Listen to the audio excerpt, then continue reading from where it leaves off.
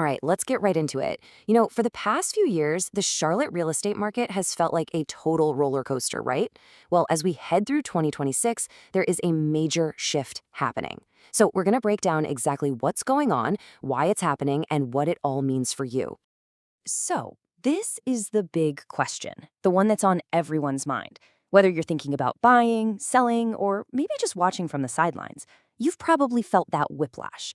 Is the boom finally over? Is it a buyer's market now? Well, let's get to the bottom of it. The best way to describe this new phase is what we're calling the Great Normalization. This isn't a crash and it's not a boom.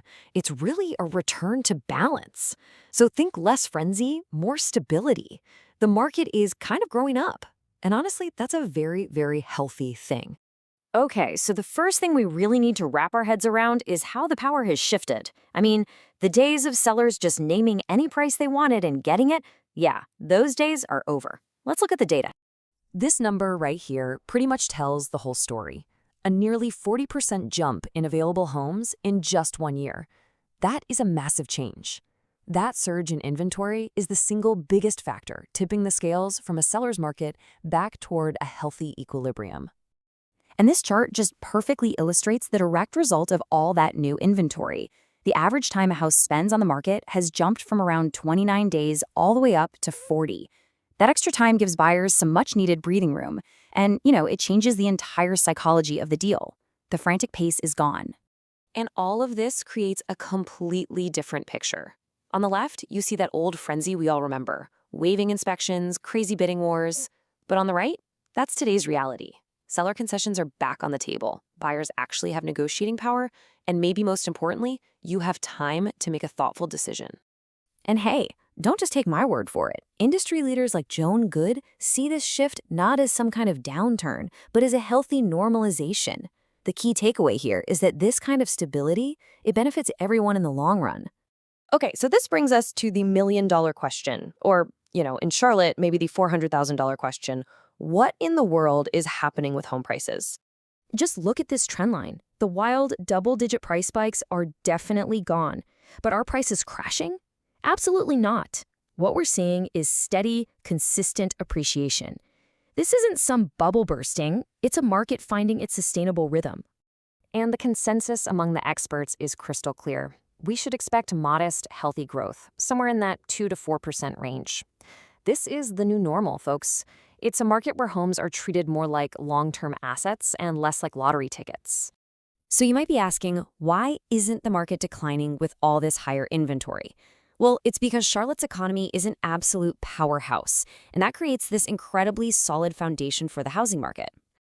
This number is just staggering. In 2025 alone, the Charlotte Metro added over 37,000 new jobs. And that wasn't just good. It was the highest growth rate among all major U.S. metros.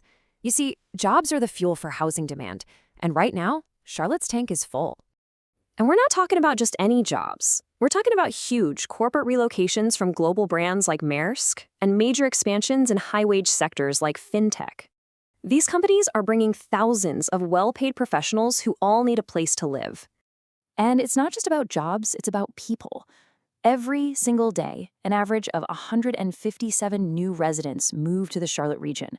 Think about that. This constant influx creates a powerful, sustained demand for housing that puts a really solid floor under the entire market. So, with this whole new market dynamic, where are the smart investment opportunities? Let's break down some of the top performing neighborhoods. This data is really fascinating. Even in a market that's normalizing, you can see that certain luxury neighborhoods are still posting these incredible returns. I mean, look at Myers Park with a 17.5% one-year appreciation. And then if you look at the long game, 10 years out, places like Eastover and Dilworth have seen appreciation well over 130%. Wow. So here's the crucial point. Different neighborhoods serve different investment goals. Myers Park and Eastover, those are your blue chip stocks. They're safe, reliable, and just ideal for preserving generational wealth. But then you've got a place like Ballantyne, which offers fantastic value, top-tier schools, and more accessible prices, especially for families. And the growth isn't just happening in the city center. Charlotte's suburbs are absolutely thriving. So why is that? Well, you get top-tier schools, amazing lifestyle amenities from Lake Norman to charming historic downtowns, and, critically, high-paying jobs are moving out there too, creating their own self-sustaining economic hubs. Okay, let's bring this all together now. Based on everything we've seen, what is the clear, actionable playbook for navigating Charlotte real estate here in 2026? For buyers, the message is simple. You have leverage now, so use it. Negotiate. Negotiate on price, closing costs, repairs, and take your time. For sellers, it's a totally different ballgame. Strategy is everything. You have to price your home correctly from the very start, because in a market with more choices, presentation is absolutely critical to make your property stand out and shine.